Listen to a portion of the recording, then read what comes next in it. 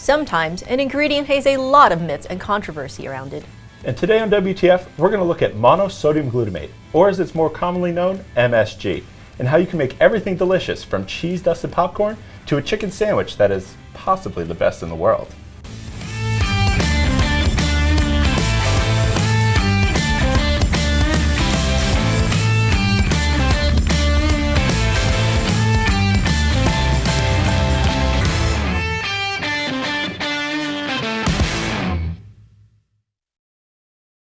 Hello and welcome to WTF, where we transform food here in the Modernist Pantry Test Kitchen. I'm Chef Scott Garren. And I'm Janie Wang, one of the owners of Modernist Pantry. Here on WTF today, we're going to cover MSG. So get your controversy hats out because we're going to do some controversial stuff. Now we're going to do some demos and some recipes. But if you like what you see here today, on WTF every week, Scott and I will cover an interesting ingredient, technique, we show you how to use it. So if you like what you see, remember to subscribe, ring the bell, and you'll get notified of our content, which comes out every week on Tuesday. So there's always something happening here in the test kitchen. All right, Scott, let's get into MSG, and maybe like maybe someone's like, I think I always hear is a bad ingredient. Let's first cover like what is MSG? What's going on with it? MSG is monosodium glutamate. And what that means, and that sounds like a very chemical name. Well, it is the chemical name for it. Mm-hmm. But monosodium glutamate is glutamic acid that is tied to one sodium molecule. Mm-hmm. And what that means is, well, what's glutamic acid? Glutamic acid is found in everything from meat, chicken skin, tomatoes, mm-hmm. mushrooms, pretty much any food that has like a savoriness to it. Mm-hmm. That's glutamic acid that you're tasting. So glutamic acid is the savoriness, and savory is one of the 5 tastes that we can taste. It is umami. Mm-hmm. So whenever you hear umami, that is savoriness, that is glutamic acid. So just as we cook with sugar, just as we cook with salt, we can cook with MSG in the same way. So it's a seasoning that you add to things mm-hmm. to add that savoriness. And MSG is, I'll say it, amazing. It's delicious. It makes things delicious, but there is some controversy to it. Yeah, and it's kind of weird because, when I was growing up in China, like everybody had like a little shaker of MSG in their kitchens, mm-hmm. right? So when you want, when you're cooking something, you just like shake like a little bit inside and it was fine. It made everything yummy. And I had no idea that it was a controversial product at all. So what exactly happened that made it so that today when people hear it, they automatically like have this, like little Pavlovian response mm-hmm. that it's a negative thing? So back, I believe in the 80s, there was an expose done by 60 Minutes. And people were complaining about, if I eat Chinese food, there was 2 things that I always heard. Chinese food gave me headaches, or Chinese food, I would eat it, and then I'd be hungry, and shortly thereafter, which that's just you're hungry.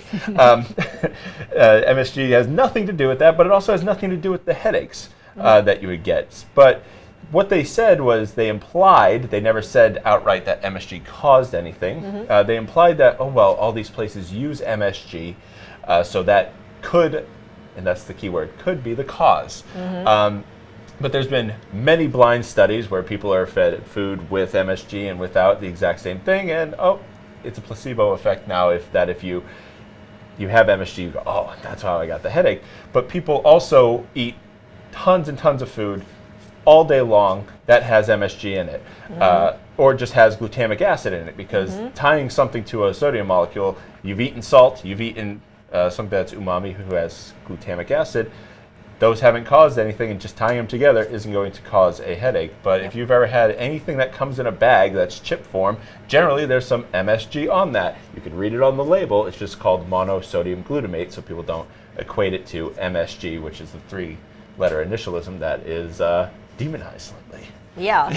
So hopefully, if you're not sure, Google it. You can read the whole story on there. But hopefully, you're open-minded. You're like, I haven't used it before. Let me give it a shot. So if we do that, what are some of the popular uses? How can it be used? So we're going to use it in 2 different things. And there's another controversy going on. Like, who has the best chicken sandwich in the world? Mm-hmm. And that is something that's going on between Chick-fil-A and Popeyes right now. And there's a number of other ones, but those are the 2 main ones. Mm-hmm. So we decided, why not make our own and make them better? Sweet. or as we think to be better. And we looked at the ingredients in both those recipes, and they both have MSG in them. What a shocker, right? I know. What a shocker. Crazy. So in doing this, I actually found out one other thing that I didn't make a recipe for, but I think anyone can do at home. So if you have a cup of coffee, take a tiny little pinch and sprinkle that MSG into that coffee. And we around the kitchen have found that it makes the most delicious coffee out of the worst coffee. And it's really surprising how it works that way. Just a tiny pinch. Really? Yes. Okay. We can try it later, Jane. Trust me. I'm going to put it into my afternoon Keurig. Yeah. It really kind of ups that kind of savory aroma that you would get from coffee. So we're going to talk about our chicken sandwich here. Let's get away from the coffee. But the chicken sandwich is very simple. What I did is I took pickle juice and some buttermilk, a little bit of MSG in there, some seasonings. You can find all of those seasonings in the recipe that is in the description below. So you can make this yourself and you can see. So I brined it overnight. And that buttermilk has an enzyme in it that's going to help break it down and make it really juicy and really beautiful. The MSG gets in there and really accentuates the chicken flavor. That's what MSG will do. It intensifies that chickeny kind of flavor.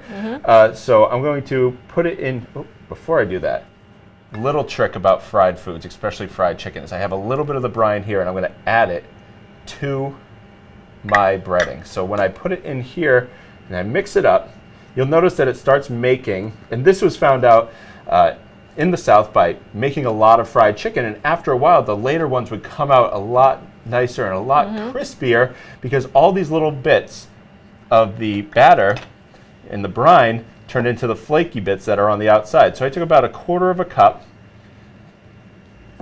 and I just mix it in there, and as you can see, it gets all those little flaky bits that are going to stick to the outside of our chicken. Cool. All right? Nice to. So if you're not brining and you're still frying chicken, can you use, like, I don't know, chicken stock or anything? So or it has I to be would always brined? suggest to brine the chicken, but if you're not, you can just take a little bit of buttermilk. I wouldn't do chicken stock, but the buttermilk will help, and also the milk solids in that buttermilk are going to help with the browning. So Sounds good. So I have this here. I have some chicken, and I cut them into about 4-ounce pieces, and I'm just going to dredge it once. Now, if you want a finer, coating on it, something a little bit more like a Chick-fil-A, which has a finer coating, you can put this in right now and fry it. But I like mine a little bit crispier, kind of closer to that Popeye's chicken sandwich, right? So I'm just going to just a little bit, just kind of dredge it again. And this is totally fine to do because you're just getting a little bit more of that flavor from the breading onto the chicken that's going to be fried. And now, cover it. And this one can go in, and you can see Yep. all those crispy bits on the outside. I'm going to lay it right on top. So we're going to let that cook. And it's about 315 on our oil. Always test your fryer, just make sure that the actual temp is correct. I like this at 315 because it's going to cook through before the outside starts to burn. That's a really good tip for this. So let's let this cook, and when it comes up, it starts to float, really beautifully crispy on the outside, we know it's done. Okay. And also temp it just about 155, 160 degrees, take it out, let it rest. It'll come up above that 165, so we're out of the temperature danger zone. Yep. Or out of the potential for salmonella. So I have our potato buns that we made a few weeks ago on our Amylase recipe, so you can find that link in the description below. And I took that, I didn't put any sesame seeds on it. I toasted it up really beautifully. So we have this nice potato roll for our chicken sandwich. And then I made a secret sauce, and this recipe is going to be on the blog. So it's our barbecue rub. And I made a ketchup out of the barbecue rub, and then I mixed it in with just a mayonnaise, just a basic, mayonnaise. And then we have this sauce that is like a special sauce that we make here, and we really like it around the kitchen. So. That's awesome. Yeah. So if someone's like looking at this chicken and they're like, oh, it looks delicious, I want to try it, or I want to try MSG, what are some common usage ratios for adding it in? So usage ratio is a funny thing, especially for MSG, because it is a seasoning. So like I said, with the coffee, it's a few grains of it will just intensify that flavor. So I can't really say that's a percentage because it's such a small amount. Yeah. This works in the same way that salt would work. Each recipe is going to be slightly different depending on what you want from it. So if it's something as simple as a brine, I could use 1%.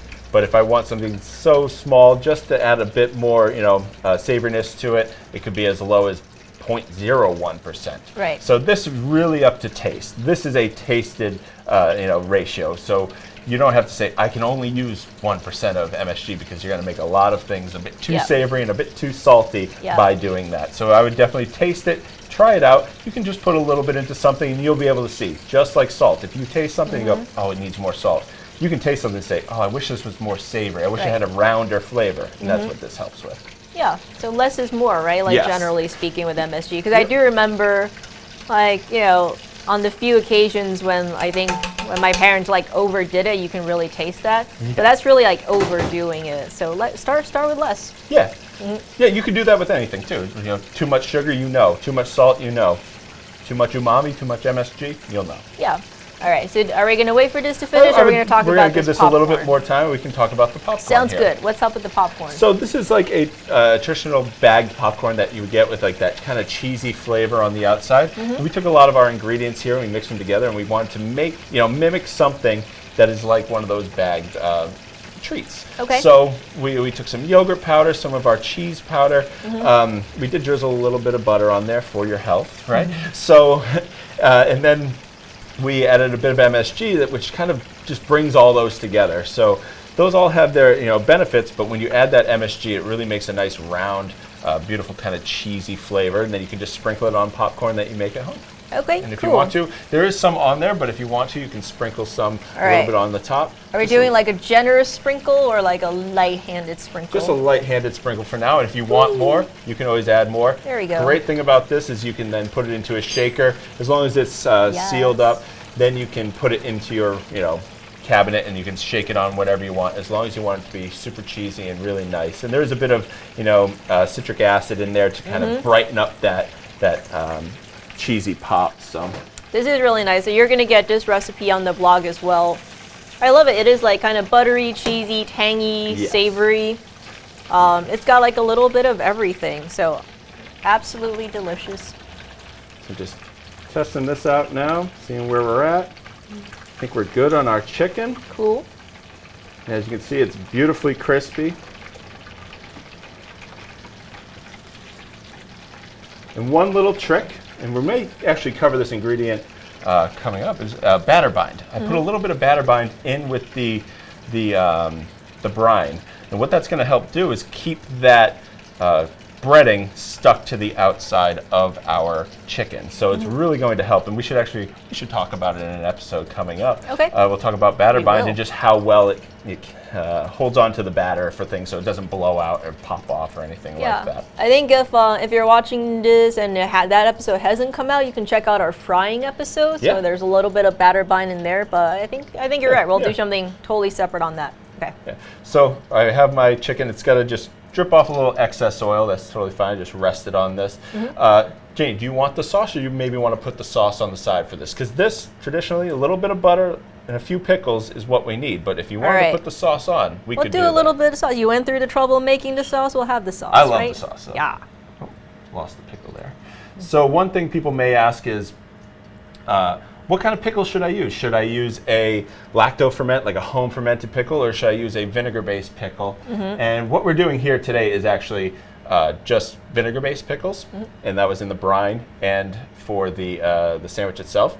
We did it with the lacto. We actually prefer if there's the lacto on top of the sandwich, because it looks a lot nicer. You get a little bit more fresh zing from it.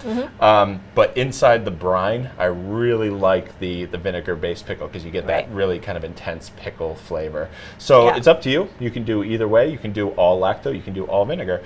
For this one, we did all vinegar. Okay, and you might have already said, and I might have missed it, but how long did you brine that chicken for? I brined it for about 18 hours. Okay. Yep, you can go as low as 2 hours, but the thickness on it, depending on what you want, I like about 1/2 inch to 3/4 of an inch thick. Just it makes like a nicer chewing sandwich. But if you go thinner, you can go about 2 hours. Okay. All right. So I'm just going to put a little bit of the sauce on top for you. Remember, all these will be on the blog. So let's put this chicken on. You want to throw the top on there, and it's all you. It should be pretty warm, but okay. Let's take a look at that sandwich first. I think we would happily put up our sandwich against anybody else's sandwich in the entire world. Everything on here, homemade, beautiful. Janie, the verdict. Yeah. We need to know. Okay. And we know you've had the Chick-fil-A. We know you've had the Popeyes. Which one is the best?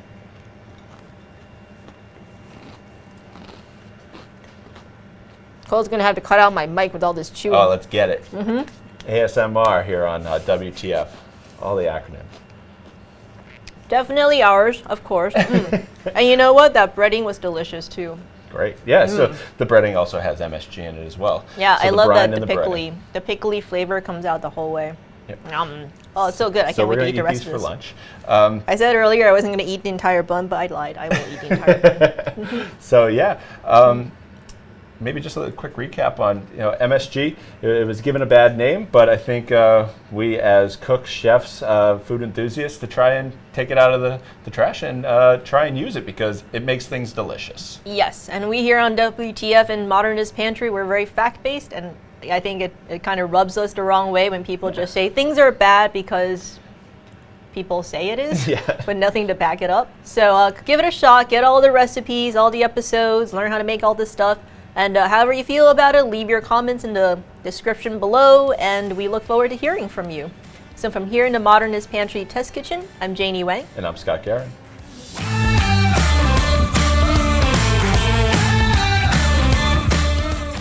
Thank you so much for watching. If you haven't already, like, comment, and subscribe. And turn that bell on because it notifies you when we drop a new video.